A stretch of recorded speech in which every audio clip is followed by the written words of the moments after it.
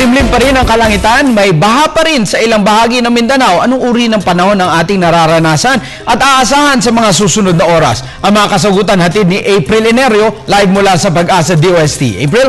Salamat, Attorney Mark. Sa ating balita, good news, nag-dissipate na ang binabantayang sama ng panahon ngayong araw.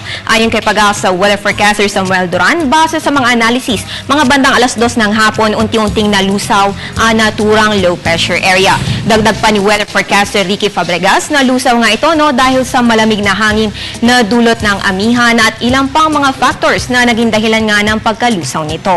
Kaya sa lagay ng panahon ngayon hanggang bukas, ang good news number 2, humina na muli ang epekto ng tail end of a cold front. Sa termino nga ng Pag-asa, merong deep tail end of a cold front na nakaka-apekto ngayon dyan sa may Eastern Visayas. Ang ibig sabihin nito, nandyan pa rin ang naturang weather system pero eventually ay mawawala na rin ito. Kaya ang Visayas at Mindanao ay makakaranas na lamang ng light to moderate rain showers at thunderstorms. Habang dito naman sa Metro Manila, Cagayan Valley, Bicol Region, Calabarzon, Mimaropa at mga probinsya ng Aurora at Quezon ay makakaranas naman ng maulap na kalangitan na may mahihinang pagulan dulot nga na medyo lumakas na northeast monsoon. At ang natitirang bahagi ng bansa ay makakaranas rin ng mga panandaliang pag-ulan. Kaya't huwag po kalimutan magdala ng payong bukas dahil nga magiging maulap ang kalangitan sa malaking bahagi ng bansa.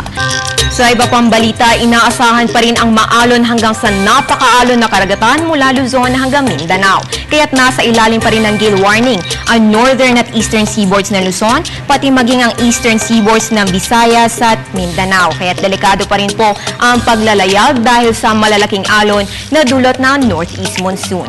Samantala sa special weather forecast naman ng Pag-asa sa Compostela Valley at Davao Oriental, makakaranas na lamang na maulap na kalangitan na may mahihina hanggang katamtamang pag-ulan ang mga nabanggit na probinsya ngayon hanggang bukas at pati maging sa Biyernes at Sabado. So kahit wala naman pong sama ng panahon na, patuloy lang ang ating pagmumonitor sa lagay ng panahon kaya tumutok sa PTV kada oras para sa weather updates. At yan na po ang latest mula dito sa Pag-asa DOST. Para sa Telebisyon ng Bayan, April Enerio.